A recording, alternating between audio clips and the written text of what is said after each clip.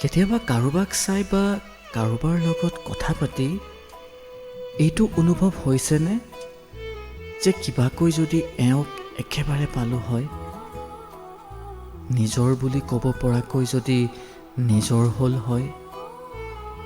কথা পাতি থাকোঁতে হঠাৎ এইটো মনত আহেনে যে এওঁটো মোৰ নহয়, আন কাৰোবাৰহে। এটা হুমুনিয়া বৈ আহে।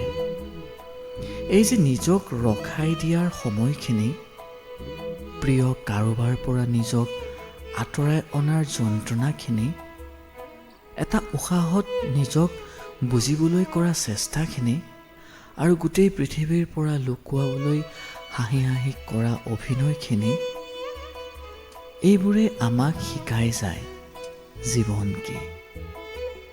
পোৱাবোৰ বাস্তৱ, নোপোৱাখিনি সপোন।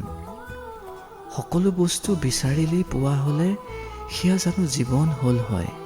সকলো পাৰফেক্টটো কাহিনীতহে হয়। আমি চলি গৈ থাকিম এনেকৈ, কাৰোবাক দূৰৰ পৰা চাই, উশাহৰ লগত অনুভূতিবোৰ ঠেলি, হুমুনিয়াহেৰে আৱেগবোৰ ঢাকি।